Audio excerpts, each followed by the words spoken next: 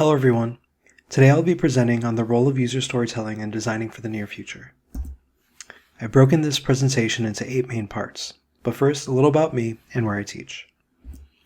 My name is Miguel Cardona. I'm an assistant professor in the College of Art and Design at the Rochester Institute of Technology. I teach in the New Media Design program. It's an interdisciplinary program with 150 undergraduate students that serves 4 external majors, including human-centered computing, digital humanities, and web and mobile computing. Our students design for screens and create digital experiences. New media designers illustrate, sculpt, animate, and tinker with new and emerging technologies. Our students go on to work at companies like Google, Apple, Facebook, Instagram, Netflix, various interactive agencies, as well as starting their own startups. Next, a little bit about what I'll be showcasing today. The focus of this talk is to highlight how we often partner with clients in the classroom, many of which have a development or technology-focused mindset and are looking for opportunities to envision future products. We focus on the experience, identify gaps in processes, and try to identify and solve challenges considering human users. Some of you may be familiar with this historic Atlantic article from 1945 where Vannevar Bush speculates on a future where researchers use machines to globally share information with other researchers and outlines how technologies will aid them. Ahead of its time in concept and implausible to execute at the time, the speculative anthropology set the course for much of the innovations that we take for granted today. It inspired 2 such interaction design pioneers, Tim Mott and Larry Tesler, who are responsible for now ubiquitous concepts such as text editing, cut and paste, icons, and the desktop metaphor in computing. They used a system known as guided fantasies to work through user tasks and speculate on ways to solve users' needs through interacting with computing devices. Now, back on track. For my class, we work with an industry partner to help them solve a challenge. I will be talking about my Interactive 4 class specifically. It is a 4th-year course where we typically focus on designing for real-time data visualization. We usually run about 2 main projects during the 15-week semester. I worked with 15 students in my section of the course, and this was their first project. We worked with Rochester Regional Health, specifically with the team developing augmented reality-based technologies at Rochester General Hospital. At some point in all of our lives, we will have an experience visiting a hospital. For many, it can be a jarring one. There are a lot of emotions involved with a lot of factors that can influence our actions and behaviors. RRH has a team working on developing augmented reality wayfinding for visitors to the hospital. They presented a brief to us outlining their needs and their desire to make a device application to help guide individuals through the hospital hallways. They had a lot figured out, but their main concern centered around getting an arrow on the ground. Their development team was focused largely on the technical how-tos, not thinking too deeply about the overall experience for the hospital-going user, and that is where we came in. Design at its core is about making decisions. Designers need to develop better processes to make better decisions. So, I have 2 main phases for framing how my students work through their design process. One emphasizing problem solving, and one emphasizing storytelling. The first 5 weeks is all about getting a sense of the project, doing research, and figuring out what to design and why. The second phase is about visualizing and communicating ideas, producing testable solutions, and articulating them to the client using storytelling methods focused on the needs of a future user. For my interaction design classes, we emphasize moving through a process to facilitate their ideas, providing them with a framework to guide them.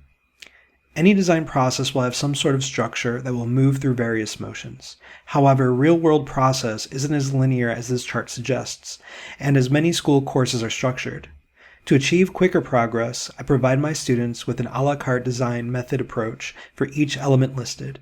I encourage them to move through them in a non-linear fashion, often repeating steps to help them find unique ways of approaching the challenge. Essentially, there is no point of the process where research stops, and it is never too soon to mock up an idea. To help students make better decisions, they must do research. As my students work on their projects, I have them engage in activities like design methods, produce artifacts, and provide evidence to help assert their work. The following slides are a showcase of the steps that they engage in.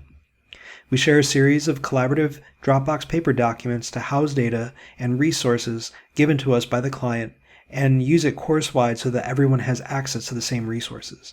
This helps keep everyone on the same page. We kick off the project with a large group mapping activity to help identify pressing questions, make assumptions, and prioritize approaches to the project. Students then move back into their small groups. We have a start at the end activity where they begin to envision with rough mock-ups what the app experience may look like when all is said and done. This helps them identify what they don't know and to test their assumptions. Students perform competitive analysis of existing products and technologies. For this project, it helped them get a sense of how augmented reality is being used in the real world and how it is being successfully implemented.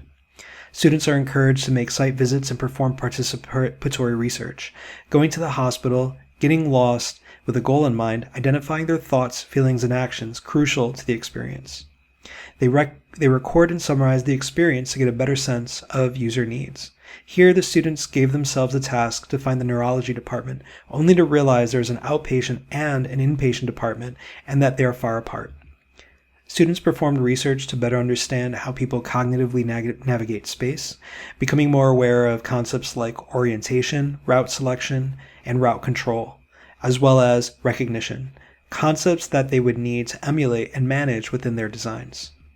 Students also became aware of accessibility, identifying needs of those who may have cognitive issues and educated themselves on approaches to help mitigate those issues in their designs so that way they can achieve better accessibility. They performed user surveys to understand the experience of others while navigating hospital spaces. Next, they processed this information to provide more signal and focus their approach. They began to narrow down concepts that are unique to this experience and challenges that they need to evaluate their solutions against, such as privacy, stress, access to food, and variable destinations. Students chart empathy maps to better prioritize user needs and define the scope of their challenges. From this, each group created their own set of goals that would guide their work. As students clarified their approaches, they began to envision the story of a user and create narratives where they identify how solutions may fill a gap in a challenge scenario. I have adopted a checklist from designer Ellen Lupton. It is a series of questions focusing on action, emotion, and sensation to help amplify students' design narratives. This checklist is presented early on and helps them prioritize and evaluate the effectiveness of their narratives. The first column focuses on actions. Does the project have a clear call to action? Is there a clear journey for the user? How does your designs affect user behavior? The emotion column gets them thinking about friction and pain points. The student begins to think about the mood and stress of the user. They also focus on the personality of their project, to think about how it may relate to the user and their state of mind. The sensation column gets the students thinking about the physicality of their designs, making sure the visual journey is appropriate, that the gestalt of their information design and hierarchy is applied well. Here, the student needs to think about the affordances and feedback they provide users. It is not critical that they check every box, but that they are at least top of mind. Students, now armed with the context and understanding, begin to plan scenarios and tell stories of their users as they begin to envision solutions that will assist them. They craft user stories, a concept borrowed from Agile process, to frame the needs, features, and benefits from the perspective of the user. So, as an anxious patient who is in a disoriented state of mind, I want to be able to navigate to a quiet and peaceful area so that I can gather my thoughts and calm my mind. The user stories are then structured into interaction architecture. To detail the steps in the process, students will iterate on these and identify opportunities for design. They will then sketch out storyboards to better play through their scenarios, often refining them to get more of an emotional sense of the user's journey. They will begin to wireframe and visualize their designs, developing them further to get a better sense of context. Students will iterate on this process and test ideas as they move towards a prototyping solution. Here are some slides from Amanda Ho and Lucas Schulz that is reflective of how they will lean on narrative to showcase their iteration. This is the deck they presented week 5 to the client. First, they establish the challenge. Then they identify their key goals, like stress reduction, adaptability, and avoiding forcing AR to solve every problem. Framing a story of a visitor navigating from a patient's room to the Twig Cafe.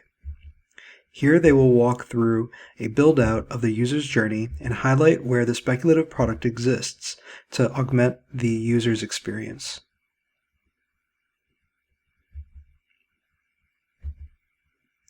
So what we've seen thus far is the augmented reality navigation being disabled until the patient leaves the room, the AR highlighting the floor button on the elevator,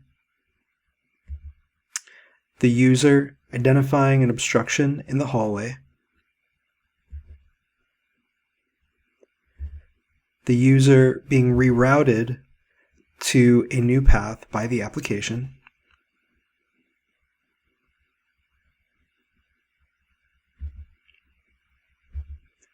as well as what takes place when a user attempts to take a screenshot of a painting or sign through the app. The application will overtake the screenshot and provide a more contextual version of the information. And then the visitor arrives at the cafe. So what they did was they also began to iterate on some of the ways in which the augmented reality will be applied to the physical space through a number of different instances. These are tests of AR information placed on the ground. These are more iterations of visuals mapped to a real space. The third one identifying how visuals will be obfuscated in areas where privacy is imperative. For prototyping, we also used Figma and Principle to rapidly develop and produce testable interfaces. Students used composited video to help visualize the scenarios. The students presented at the beginning of the 11th week to clients. Here is the final form of that project from Amanda and Luca. With updated framing, with clear stated goals, focusing on empathy, security, and confidence. I will now play through the introductory video they produced for their presentation.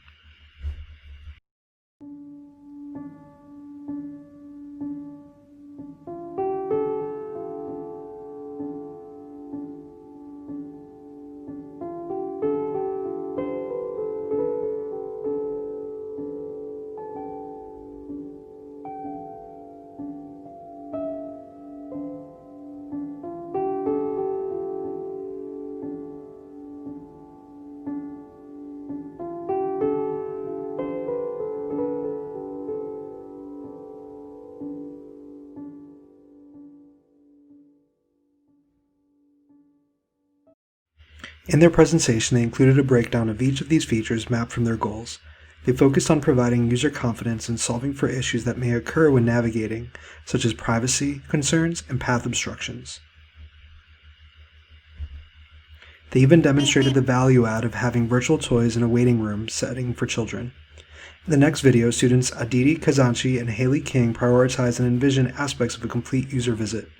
I'll be immediately following that up with a piece by John Pasquarella and Denzel Dory showcasing how each group developed their own tone and approach to their solutions.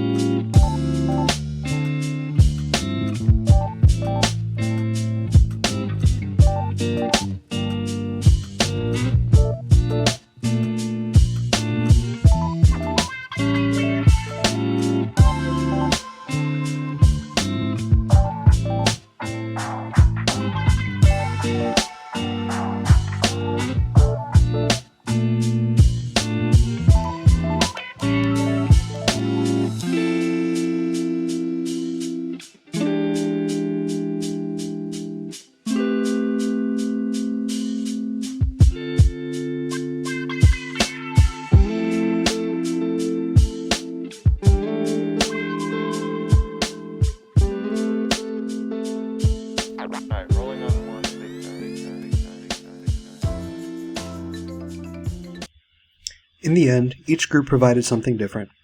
While there were some overlap in insights and solutions, RRH was happy with the variety of outcomes and are using the students' process and designs in developing the next phase of their Wayfinder project.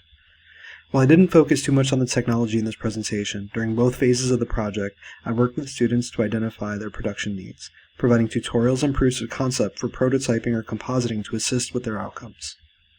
Students from this project have already started successful careers. Off the top of my head, I know that Ahel is a production designer at Lyft, John Pasquarella is an instrument in Portland, Aditi is working at Microsoft on mixed reality and accessibility, Amanda is at Punchcut, a product agency in San Francisco, and Luca is a Houdini artist for a motion graphics production studio in New York City. Thank you very much. Thank you, UCDA. I hope all of you viewing my presentation are doing well and are staying safe and healthy. Please take care.